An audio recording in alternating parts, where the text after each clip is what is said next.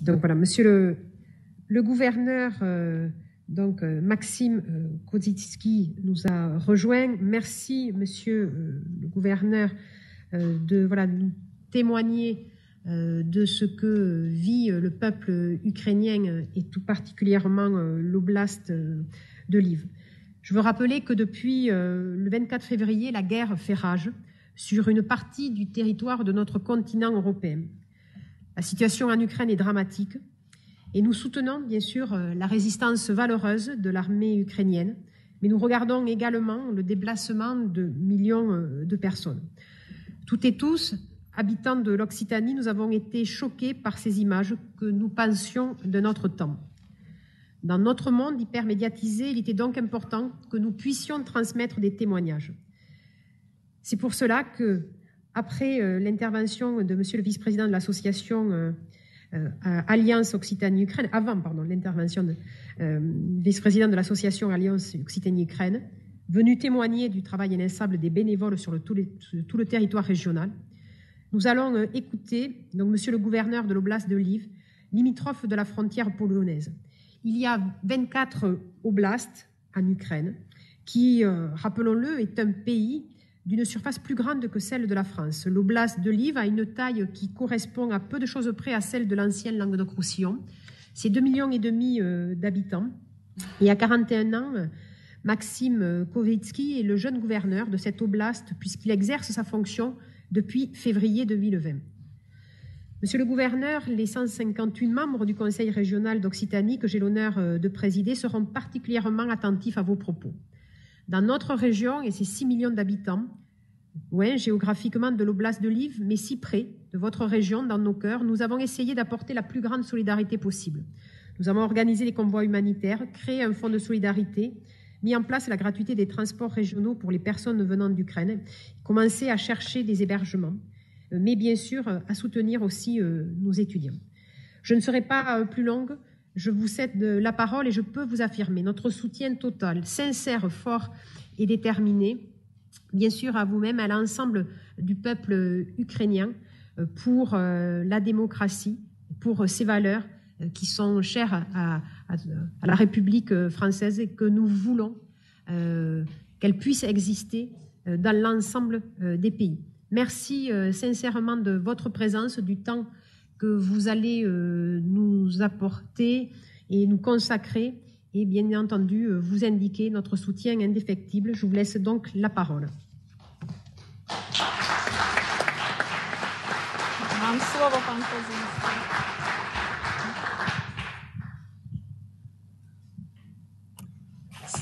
Пан Козинський, вам слово. Прошу.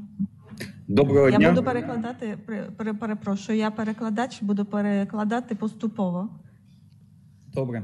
Доброго дня. Bonjour. Шановна пані президент, шановні представники Ради регіону Окситані.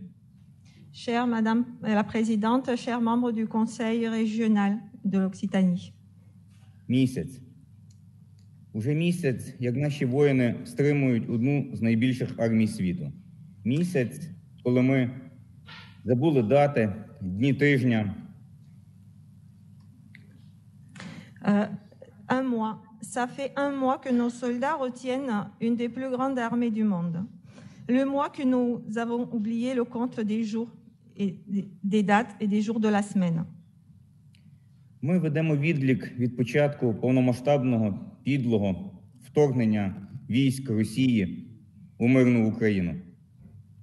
Notre décompte débute à partir de la date de cette invasion insolente à grande échelle d'une Ukraine pacifique par les troupes russes.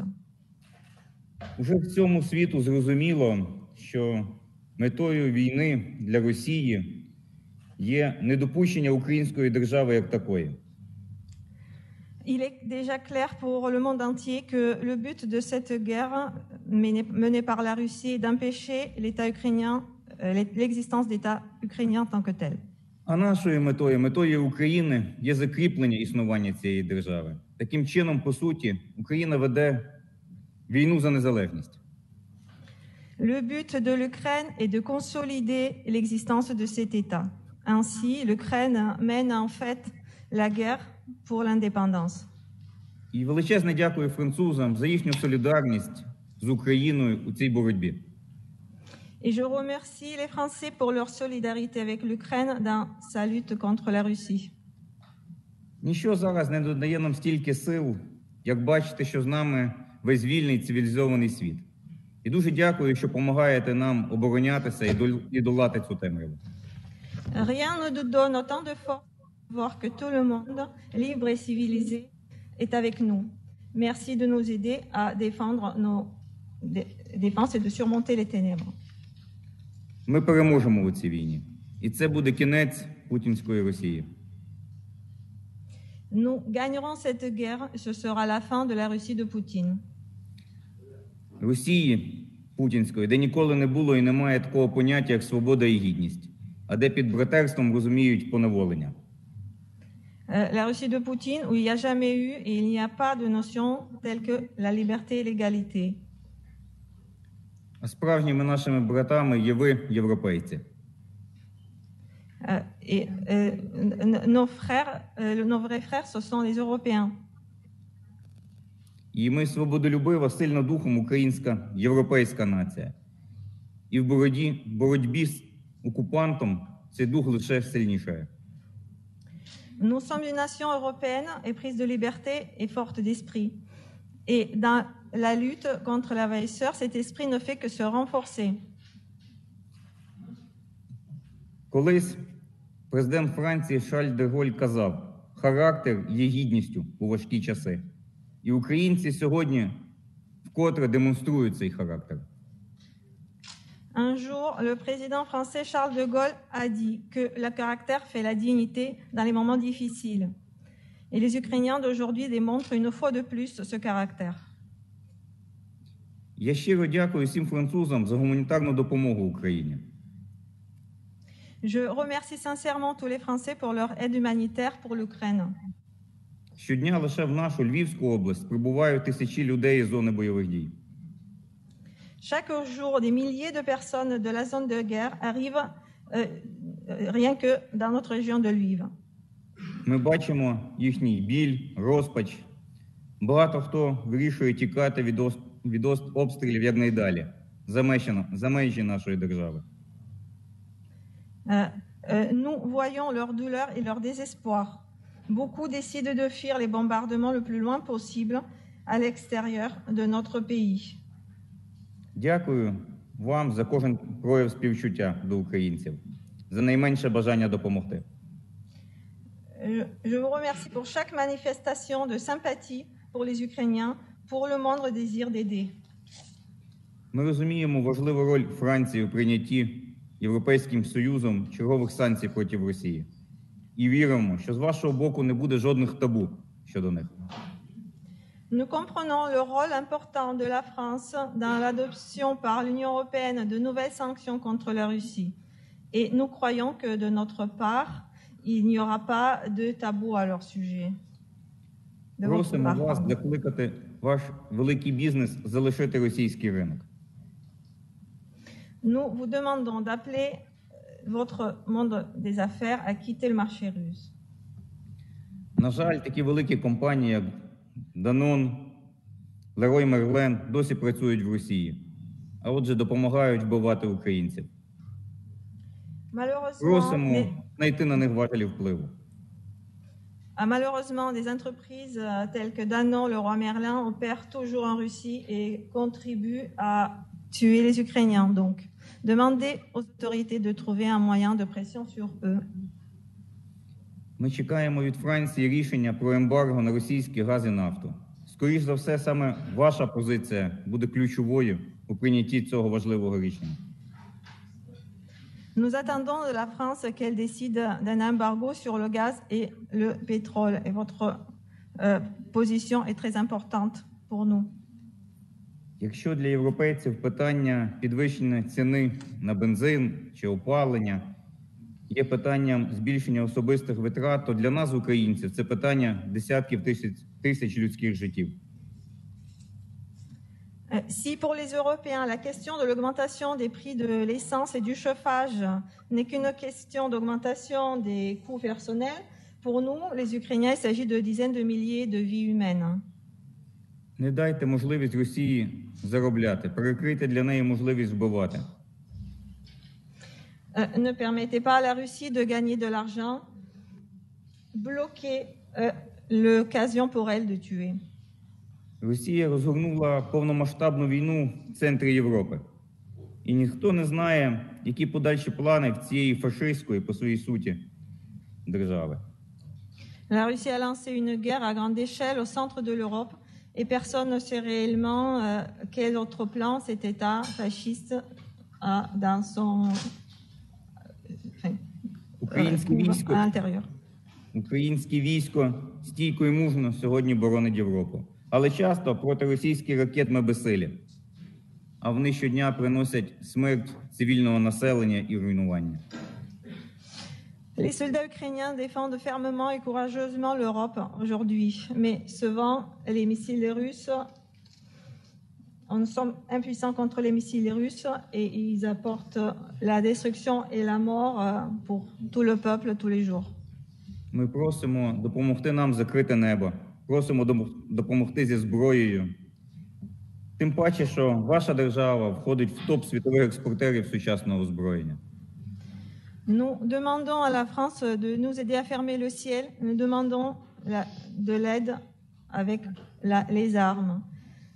Et surtout que notre pays, votre pays figure parmi les premiers exportateurs des armes mondiaux, les armes de pointe. Президент Франції Еммануель Макрон попереджає про війну високої інтенсивності, яка може повернутися на європейський континент. Допоможіть нам, і цього не станеться. Votre président Emmanuel Macron met en garde contre une guerre de haute intensité qui pourrait revenir sur le continent européen. Aidez-nous et cela n'arrivera pas. Наприкінці хочу подякувати організації Альянс Окситанії Україна, яка вже з початку війни відправила нам більше 10 машин з медичними препаратами. Pour finir, j'aimerais remercier l'association Alliance France-Ukraine qui nous a déjà, Ukraine-Occitanie, qui a déjà, depuis le début de la guerre, a fourni de multiples convois humanitaires.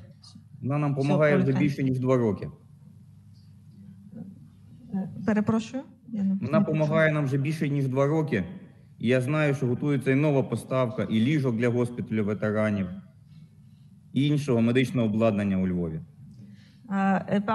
Dans cette aide humanitaire, il y a beaucoup de matériel très important, des médicaments, des vêtements, des jouets. Дякую цій організації. І знаєш, там працює француженка українського походження Жанін Лиско. Їй і всім вам величезне людське дякую від імені всього українського народу. Je sais que dans cette association travaille une personne d'origine ukrainienne, Madame Lisko. Et je remercie de tout mon cœur elle et toutes les personnes qui œuvrent à côté d'elle. Миру Україні, миру всій Європі і світові. Правда переможе. Paix à l'Ukraine, paix à tout le monde, toute l'Europe, et la vérité l'emportera. Дякую вам.